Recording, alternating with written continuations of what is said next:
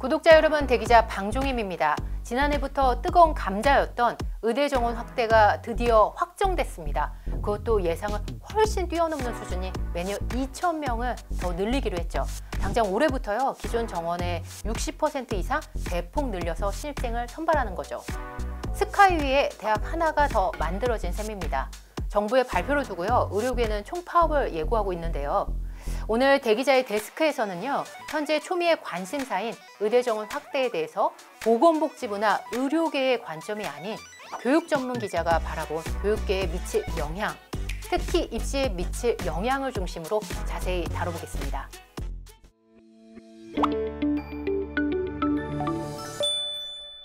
여러분, 소아과 오픈런, 응급실 뺑뺑이 들어보셨나요?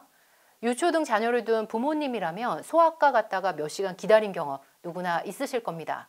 저도 얼마 전에요, 저희 둘째가 주말에 뛰다가 새끼 발가락을 접질러서 깁스를 했는데요. 소아정형외과에서 진료를 보면서 정말 많이 고생을 했습니다. 담당 선생님이 안 계셔서 치료를 거부하는 병원이 생각보다 많았고요. 어렵게 알아본 정형외과 전문병원에서는 예약을 했음에도 불구하고 평균 2시간씩 기다리곤 했죠. 아이가 아프면 부모인 제가 대신 아프고 싶잖아요. 아이들은 제때 치료를 신속히 못 받으면 건강에 영향을 크게 주기 때문에 애가 탈 수밖에 없는 상황입니다. 점점 심해지는 소아과 오픈런의 이유는요, 소아과 의사들이 점차 줄어들고 있기 때문이에요. 지난 10년간 필수 과목 전공의가 급감했는데요. 특히 소아청소년과 전공의가 가장 많이 줄어들었습니다. 이른바 내, 외, 산소, 내과, 외과, 산부인과, 소아청소년과로 불리는 필수 의료 분야를 지원하는 의사가 갈수록 줄어들고 있습니다. 반면 수익성이 높은 피안성, 피부과, 안과, 성형외과 쏠림은 점점 심해지고 있고요. 응급실 뺑뺑이도 비슷한 상황입니다. 응급실에서 의료 인력 부족 등을 이유로 응급 환자를 받지 않아서 환자들이 구급차를 타고 여러 병원을 전전하는 이런 상황들이 계속되고 있어요. 특히 지역은 더 심해진 상황이죠. 지역에 있는 환자들이요, KTX 타고 서울 와서 진료받는 일이 굉장히 많아졌습니다. 정부는 이런 악순환을 막기 위해서 의대 정원을 생각해낸 겁니다. 의대 정원을 이유로 정부는요, 의사수 부족을 들고 있죠. 2021년 우리나라 임상 의사 수는요, 인구 1000명당 2.6명이에요. 전체 회원국 중 멕시코 다음으로 적은 상황입니다. OECD 평균은요, 3.7명이고요. 계속 상황은 이렇게 악화되고 있는데 의사 수는 그간 계속 동결이었습니다. 현재는 전국 39개 의대에서 3,058명을 뽑고 있습니다. 매년 3,000명 규모를 뽑고 있는 셈이죠. 2000년 이전에는요, 3,507명이었어요. 그러다가 의학분업 때, 의학분업 다들 기억하시죠? 진료는 의사, 조제는 약사, 이렇게 역할을 나눴을 때 정부가 의료계 입장을 좀 고려해서 3,097명으로 점차 줄였고요. 2006년에는 당초 계획보다 적은 3,058명으로 지금 현재까지 이어지고 있는 셈이죠.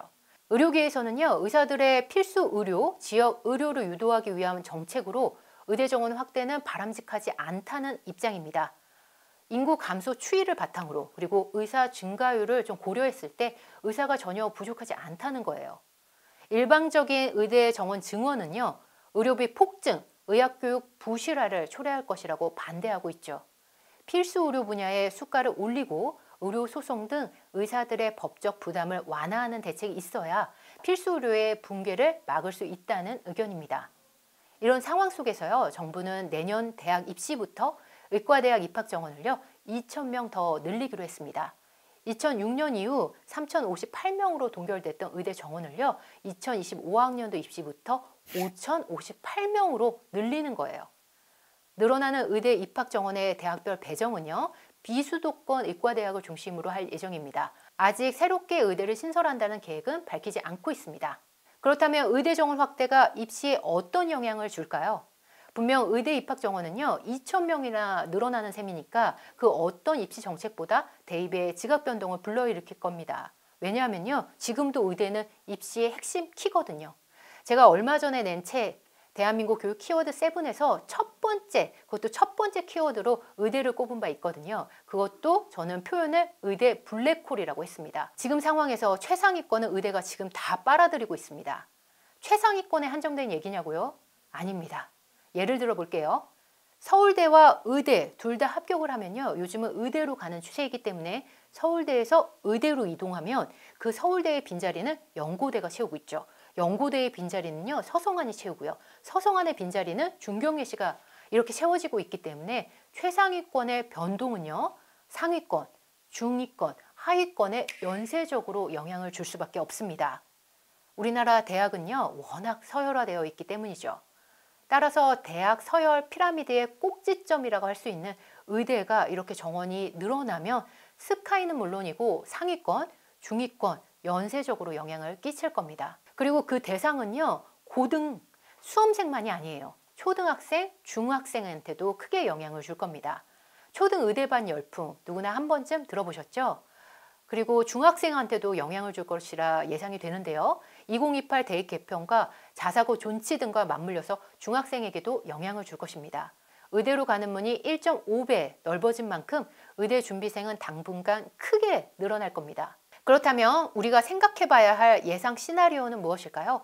세 가지로 압축해 보겠습니다. 첫 번째, N수생 숫자를 갈아치울 겁니다. 당분간 N수생이요, 크게 늘어날 거예요. 현재도 N수생 비율은 해마다 높아지고 있는데요. 한국교육과정평가원에 따르면요. 2024학년도 수능 응시생 가운데 N수생과 검정고시 출신 수험생 비율은요. 35%를 넘은 수치입니다. 28년 만에 가장 높았지만 앞으로는 더 높아질 것으로 보입니다. 왜냐하면요. 일단 웬만한 이공계 학과에 다니는 것보다 재수, 삼수로 해서라도 의대에 한 번 들어가는 게 낫다. 이런 인식이 너무너무 만연하게 깔려있기 때문이에요. 대학생뿐만 아니라 수험생뿐만이 아니라 학부모 마찬가지죠. 대학생 사이에서는요. 1학년뿐만 아니라 2학년, 3학년, 4학년, 고학년까지 의대 입시를 위해서 반수하는 사례가 굉장히 늘고 있습니다. 실제로 서울대, 연세대, 고려대, 자연계열 중도 탈락생 수가 해마다 큰 폭으로 늘고 있죠.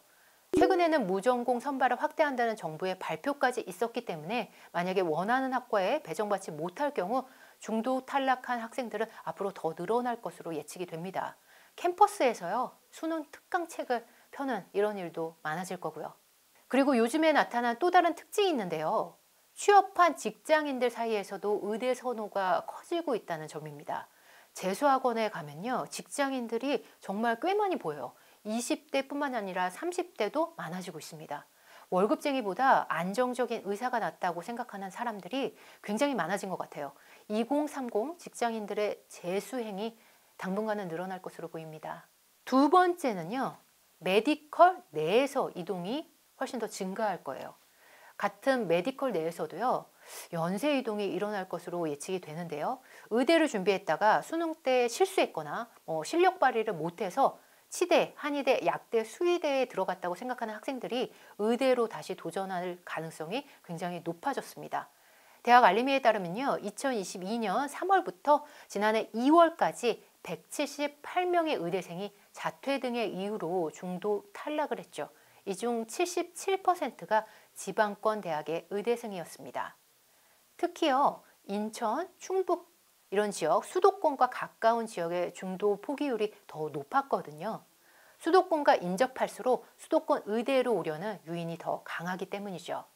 의대 내에서도 주요 의대, 특히 탑5라고 불리는 서울대, 연세대, 성균관대, 카톨릭대, 울산대 의대는요. 훨씬 더 인기가 있어요. 왜냐하면 병원과 연계되어 있기 때문이죠. 이들을 향한 러시가 더 극심해질 것입니다. 세 번째는요. 우리가 가장 관심 있게 봐야 할 키워드이기도 한데요. 바로 지역 인재 전형 확대라는 변수입니다.